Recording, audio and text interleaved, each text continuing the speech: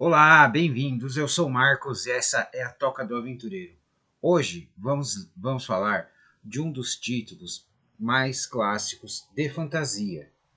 Nós vamos falar do cenário de Dragonlance, especificamente do título Os Dragões do Crepúsculo de Outono, por Margaret Weis e Tracy Hickman. Esses dois escritores são um titã da literatura de fantasia. E esse livro foi lançado originalmente em 1984. No Brasil, ele foi lançado em 2003. O que quer dizer que eu comprei ele na loja há 20 anos, eu estou ficando velho. Muito bem. Este livro, ele conta a história de um grupo de aventureiros que acaba envolvido numa trama que tem a ver com o retorno dos deuses. Mas eu estou me adiantando. Seguindo. Há cerca de 300 anos, no mundo de Grimm, houve o cataclismo. O cataclismo é quando os homens irritaram os deuses e os deuses jogaram uma montanha de fogo, um meteoro, na sua cidade mais proeminente. E daí os deuses se retiraram do mundo e o mundo caiu na era do desespero, certo? Passaram-se os anos e os deuses se foram. Então, no momento desses romances, não existe a magia divina, apenas a magia arcana. No mundo de Grimm, de Dragonlance, existem três tipos de deus e como três tipos de magia: bem, mal ou neutralidade. No caso da magia arcana também, você tem a escola branca do bem, escola vermelha da neutralidade e escola negra das trevas, do mal, certo? Nosso livro começa quando um grupo de aventureiros se encontra ou reencontra. Eles fizeram um pacto de há 5 anos atrás se separarem para tentar procurar sinal dos verdadeiros deuses e um sinal de esperança. Os nossos aventureiros são Tanis, meio-elfo, que vive entre o mundo dos homens e dos elfos, até com seu coração dividido. Flint Forge Ardente, o anão do grupo e o avô deles também. Ele vê todos esses jovens que andam com ele como crianças que precisam de orientação, né? Tas Pés Ligeiros. O Tas, na verdade, é Tas Heloth Pés Ligeiros. Ele é um Kender. O Kender foi a resposta de Dragonlance para eles não poderem usarem hobbits. Os Kender são magros, pequenos como hobbits, extremamente bons em pegar coisas que não lhes pertencem. Eles não têm a noção de propriedade privada. Algumas pessoas matam eles assim que os veem. Então nós temos agora os irmãos gêmeos, Caramon, um guerreiro, e Raistlin, um mago das vestes vermelhas. O Raistlin é um dos personagens mais interessantes da história de fantasia, não só de Dragonlance, certo? Em Dragonlance, quando você vai estudar magia, você tem que fazer uma prova. Se você não passa, você morre. O Raistlin ficou extremamente ferido após a prova final dele na Torre de Altas Magias. O corpo dele ficou de um tom de dourado. Seus olhos, as íris se transformaram em ampolhetas. Então tudo que ele vê o tempo passando, ele vê as coisas morrendo, tornando ele muito amargo e melancólico. O Caramon é o irmão gêmeo dele, que é totalmente contrário, grande, forte e todo mundo gosta dele. O Raistlin, ele é o que eu chamaria de um anti-herói perfeito. Eles também possuem uma irmã mais velha, a Kitiara, que fazia parte desse grupo. A Kitiara seguiu para o norte com o Sturm, mas na época do reencontro ela não voltou. A única coisa que o Sturm sabe é que ela seguiu para o norte para trabalhar como mercenária. Então neste romance ela é só mencionada, mas ela é um personagem muito importante.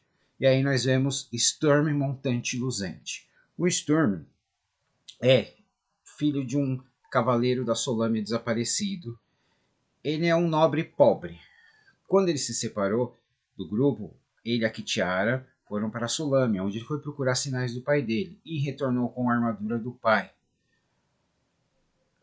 Seguindo, nós temos agora os dois bárbaros da tribo Kinshu, Lua Dourada. a portadora do cajado de cristal. E Riverwind, ou Vendaval, ou Vento no Rio, dependendo da sua tradução. Nesta edição de 20 anos atrás, que foi feita pela editora, que o nome não pode ser dito, aqui ele é o Vendaval. Então, esses são os nossos personagens principais na história. Mas temos outros personagens que, ao decorrer da história, entram no grupo, como Tika, a garota que eles viram crescer e agora é uma mulher adulta e ajuda eles.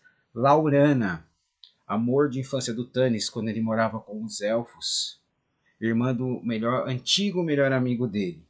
A Laurana começa como aquela garota rica e mimada e ela cresce, ela tem um arco muito bom em toda a série de Dragonlance. E falando no irmão, nós temos o Giltanas, também amigo de infância do Tannis. Eles foram grandes amigos, mas devido a ele descobriu paixão por ela, pela irmã dele, a Laurana, houve um problema. E por último, mas não menos importante, Fisban, o Magnífico.